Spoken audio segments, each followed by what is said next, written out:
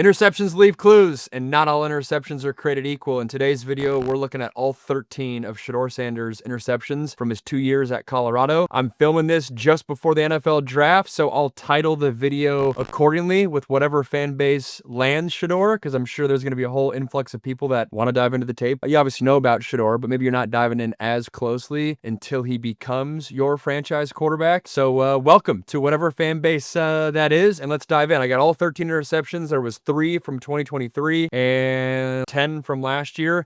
6 of his interceptions were thrown within the opposing team's 25-yard line going in to score. 4 of the 13 interceptions were thrown within his own 25. So not a lot of interceptions in the middle area of the field, which is not good because that either means you're going in to score or you're backed up. Both sides of the field mean you cannot throw picks. Just can't let it happen. But let's dive into the film. Let's see what themes come about. This is the first one, Colorado State 2023. What was going on there? Gets pressure in his face. We've all been heard the storylines about his offensive line. Gets absolutely hammered. If you're a receiver, you got to come down with that. That DB got an absolute gift. Let's see from the back end. With Shedeur, you know about the toughness. You know about the poor offensive line. Does that come through here? He's obviously getting pressure. This ball floats on him a little bit. How does he step into this throw? I mean, he gets absolutely hammered. If you're a receiver, you got to come down with that. The one thing, and it's a fine line between a quarterback, right? On one side, I do like how steady Shedeur is in the pocket, especially given how much he's been hit. A lot of quarterbacks, I was one of them. The more you get hit, the more happy feet you get, the more tentative you get. You're not stepping into your throws as much. I don't see that from Shedeur, which I think is a good thing because in the NFL, pockets are going to be muddy. But right here, I do think you should be able to feel this type of pressure and get this ball out a beat quicker or step into it where you're driving it a beat more so this doesn't happen. But obviously this receiver's got to come down with it. Shedeur this is why to me it's 1A, 1B with Cam and Shedeur. I don't find it a huge drop because I think Shedeur in his DNA is comfortable throwing these footballs into tight windows. This is an example right here. Again, get the ball just a beat quicker. That might be a pick in the NFL, receiver-wise. Come down with that, though. Second one, USC 2023. Again, pressure to his left, gets flushed out to his right. First thought on that, look at the arm strength, right? A lot of criticism about the lack of arm strength, the fact that it's not an elite trait for him. This ball pops off his hand, and we'll see the back end view, but check that out. And then also my first reaction here is, did he think the receiver was breaking out? So the receiver throttles down in what looks like to be a dig curl or a post curl. This is a gift right here for the DB, but I won't give him the benefit of the doubt. You got to paint it on your receiver, especially when this is like a quasi-broken play. But if I'm a team that's drafting Shedeur, or the team that drafted Shedeur by the time this video gets out, I like the arm strength here. I see the arm strength here. Maybe you don't get so loose with your footwork where you're breaking the pocket maybe before you need to, but I get it, right? He's getting pressure all day, trusting his athleticism, calling out the protection. Knows he's protected. His eyes are left, gets flushed to the right. I don't mind it. Third play, Stanford 2023. I believe this is the last play of the game, so keep that in mind when we're watching this. Little bunch formation, running back on a wheel. I don't know how his eyes were there. Let's check his eyes again, right? This looks like a railroad concept where you're going the wheel to the running back right away. If that's taken up, then you're looking the crosser down underneath. It's a common concept. Everyone in America has it. Then you have a middle hook by this receiver coming over the middle of the ball. But what's interesting is you have Travis Hunter by himself down here on the bottom of your screen. I can't tell how disciplined Shedeur is with his eyes, but again, it's somewhat of a scrum atmosphere here in the last play of the game. Yeah, this is a whole bunch of nothing. Last play of the game. That's why he just chucks it up there. If anything, that's always the pet peeve of coaches is when you have a quarterback and it is the last play of the game, at least give yourself a shot. He's throwing it up. He's trying to allow Travis Hunter to make a play. The worst thing you can do is have a sack on this play. I don't know what's going on with his eyes. And because I don't know what's going on with his eyes, I don't like it. You can see him. There's obviously action going to his right, but his eyes are down the middle of the field. It's almost like he doesn't give that a true shot, and you want to give that a true shot to allow the safeties and the linebackers to flow that way. Hey, Travis Hunter runs into his tight end. You want to talk about the downsides of going both ways? Sure, this may have happened even if he was a full-time receiver, but little nuances like this, people know when you call railroad or mesh wheel, it's called the same thing. Again, this is a play everyone has. You have to have one crosser at 6 yards, another crosser at 5 yards, or 5 yards and 4 yards. Can't run into each other. It ruins the play here. Maybe if you had more reps at receiver, it doesn't happen. I'm not being critical, though. I totally get Travis going both ways in college. But Rostrom runs into the tight end, bop, broken play. He's screwed. Shedeur's in trouble, chucks it up. To me, this is a whole lot of nothing in terms of an eval perspective of Shedeur. Interception number 4 going North Dakota State. This is the first one of 2024. Only 3 picks in 2023. Pretty good. What happened here? This is a whole bunch of chaos. He's got a outbreaking route, and he's got a slant. He's trying to anticipate it. I like the slant. Why does this take so long for this top receiver to get out of his break? This is a crapshoot up here. The spacing's a crapshoot. This is that fine line. For those of you guys that watch the Cam Ward breakdown, if you haven't, go check that out. But this is a fine line where he's trying to be anticipatory with this throw. I like that. That's what you need at the NFL level. He's expecting this corner who has man coverage technique all the way through to run with this slant route, and he's got an head-up leverage safety on this slot receiver. He should win to that front pylon all day long. This gets murky up here, which I don't like. That can't happen, and it forces this interception to happen. It's a bang play. I don't mind it. I get what Shedeur's trying to do. The coaching point here, though, if I'm whatever team drafts him, is don't pre-play the play in your mind. Allow this to clear up, because maybe you have this as we go back here. Maybe you have this back pylon slant throw at the F in Buffalo, especially because there's no safeties up here. Safety drops deep into coverage. I don't mind this. Fine read. Poor execution out here, whether it's leverage-wise, whether it's route-wise, whether it's receiver technique-wise. But again, like I said, not all interceptions are created equal. This, to me, is not a, hey, Shedeur's getting overwhelmed. He doesn't know what he's processing. He has no idea. I got no problem with it. Let's check the footwork. I was critical of Cam Ward's footwork. Yeah, in quick game, I'd like it a little quicker, but it's relaxed. I don't mind it. Nebraska interception. Early on in this game, terrible decision right there. Terrible decision right there. Don't like the concept. Why do I not like the concept? Because you're doing a switch release quick game to the far side of the field. So as a quarterback, you have to get this ball to your hands in a hurry regardless. So this is tough. With a corner that has eyes on the quarterback the whole time, he can break on this release, which that opens up the first time we've talked about this of, Shedeur patting the ball. Is that a big deal? I think a lot of quarterbacks do it. I don't think it's a good thing, but it wouldn't deter me from drafting Shedeur if I liked his film and I liked everything else about him. It's one factor of many, not a big factor, but it's tough, right? They're doing a little switch release. He's trying to get Travis on a little stutter, delay, work break to the inside. He's late on the outside. Can't do it.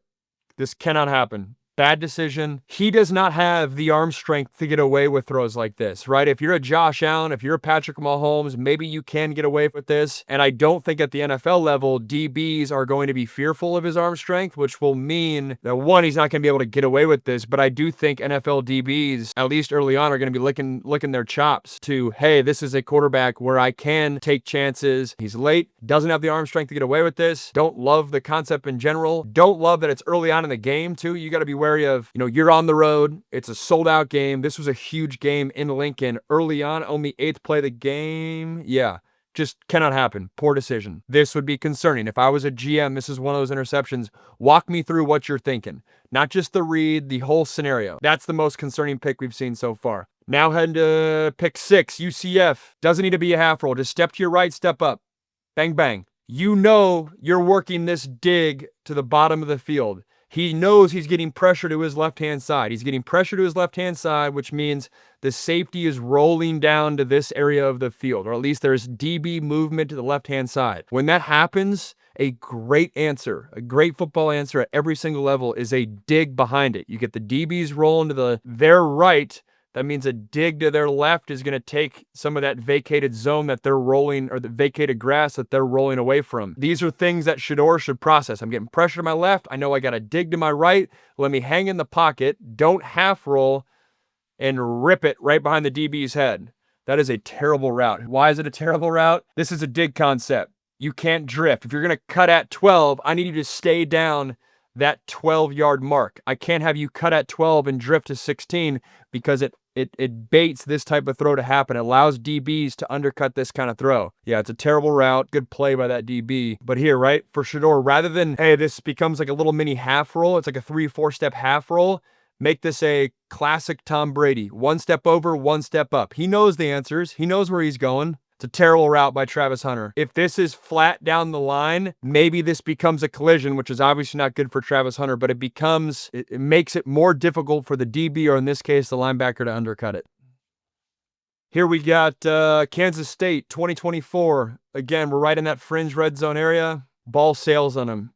Shedeur's an accurate quarterback. Ball sails on you. Oftentimes for quarterbacks, I'll go to the back end view because this will tell you everything you need to know. When a ball sails on a QB, sometimes it's because they can't step into it. Sometimes your shoulders get pointed high and that ball can sail on you. Again, I like how steady Shedeur is in the pocket, especially because of how poor his offensive line was throughout his career. I do think that's a significant factor when trying to project how he will be in the NFL. Relative to other rookie quarterbacks, I don't think he'll get rattled or impacted by how murky NFL pockets are. This receiver's open. He's getting pressure right there by his feet. You're a first-round franchise quarterback. Keep that front step tight. Shedeur's not a guy that gets long with his base. Quarterbacks that get really long with their base, I was one of them. That's where the issues can really come into play, not only from an injury perspective with your front leg, but accuracy as well. Keeping that tight first step so that defender can't get involved and things like this can't happen, but then drive it on your tight end. The scariest defender for Shedeur right here is this safety right here. It's not the guy on the hip of this tight end right here. It's not the linebacker or safety on the hip of this tight end, because he knows this tight end's breaking in. I throw an accurate ball on time. That defender is not an issue. It's this defender. Either I sail it, that becomes an issue, or I hold on to the ball too long and this safety can drive on the tight end. This is the guy you have to monitor. Just gets away from him. That's on Shedeur. To me, again, that's just football. I'm not going to read into it too much. Arizona right here. Tries to drive a seam route, doesn't get away with it. So they go a vertical concept to the bottom of the field. We're looking at this safety. Shedeur is trying to read this middle field free safety. Does he go with the number 3 slot receiver, vertical? Sweet, then I'm trying to bang number 2 here. Does he stay in between or hang over number 2? Well, then I got to go to a different answer. To me, this is tight window. Right? I just don't like this. This is way too condensed. This is even NFL condensed. Go right down here to your check down. And I don't know the down and distance here, but I don't care, because you throw this ball on time, it looks like the yard marker is maybe here on the 20-yard line. Pick up the first down and move on. This is a tight throw. Got a linebacker underneath, safety over the top, hit your check down, move on. Again, I'm a GM I like Shedeur. I like his game. I like everything about him. I want to hear him say that to me. I want to hear him say, you know what, coach? I was feeling in a rhythm. I liked how I was playing. Thought I could fit it in there. I really like this matchup, but in hindsight, this is too murky. As a quarterback, you should be able to feel these linebackers getting soft. These linebackers are dropping deep. You know you have a route coming underneath. Hit the underneath route, move on. Instead, it's not even that late, but it's just a poor read, trying to force the ball. Not good. Don't like the drop. It's lazy with the drop, right? This is a very much a 3 on time, 1, 2, 3 ball out kind of drop. He does like a 5-step back pedal.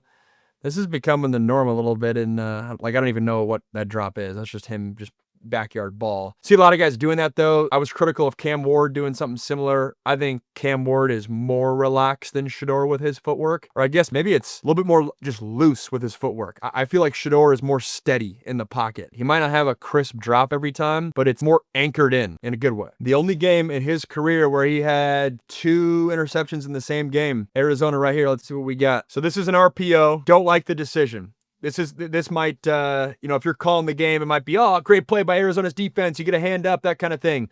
No, if it's murky and you have a RPO tag on the outside, nothing here tells me pull. Maybe you could argue the defensive end crashing down, but this defensive end is not crashing down that hard. Hence why he's able to make a play on this clip. You also, more importantly, have a corner that's heavy inside leverage. So if the RPO was a fade route to the outside, sweet, pull it. I'll meet you at the back pylon. Let's go in for 6. You have a safety that potentially could get involved. You have this defensive end who ends up being a factor. It's hard to tell, but you have linebackers flowing this way, and most importantly, an inside leverage corner. This should not be a pull. This should be a hand all the way. And that's a quality run if he hands this ball off. So poor decision. This is not an NFL call. You're not going to have a lot of RPO slant calls.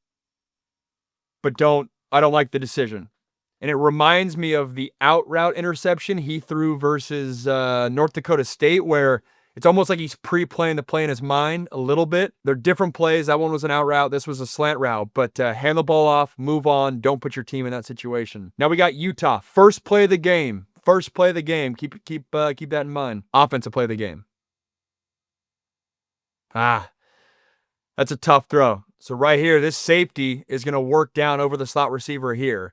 There's a lot of grass if he throws this as a level 2 football. Instead, this linebacker, one of these guys, I forget which one it is, drops back into the zone and says, look what I found kind of thing. Instead, this ball's got to have a notch more air and meet me here. This safety is not a factor. It's only this safety that you can't throw a level 3 ball on to not allow him to get involved. His eyes go to the left.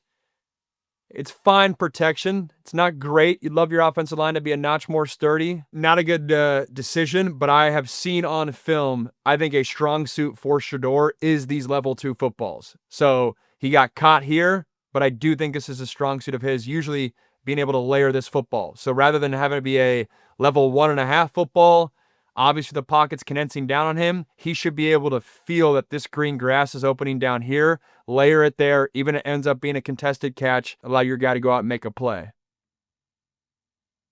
And you can feel these things, especially with how many reps he's had. You know pre-snap, you know, where your answers are. Oklahoma State.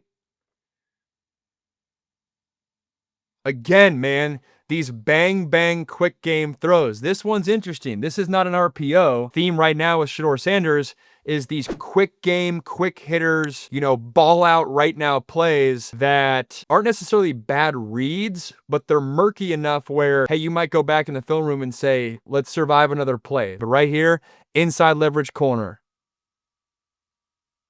That was just weird. That receiver like falls down. The receiver has positioning. That's just a bang, bang play. That's good coverage. I mean, with the amount of times he's asked to throw the ball, you could say maybe he's forcing the ball. I don't know.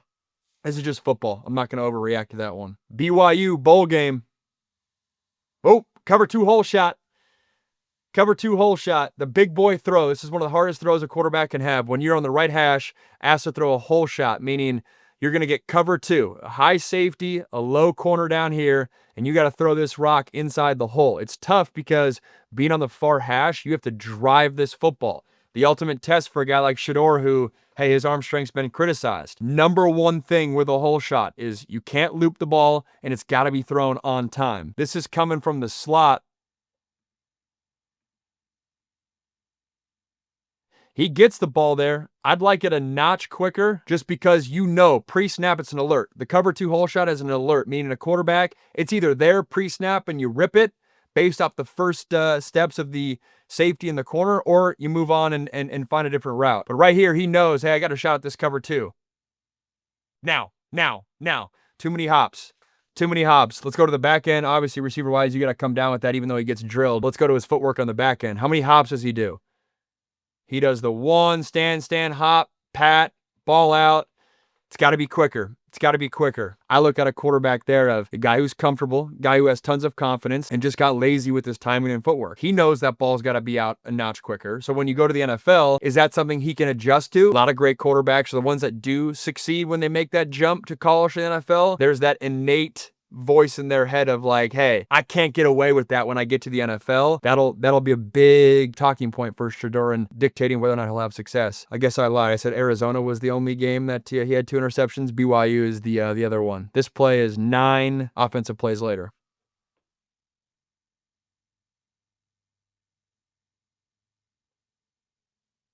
All right, that's the worst pick of them all. That's the worst pick of them all.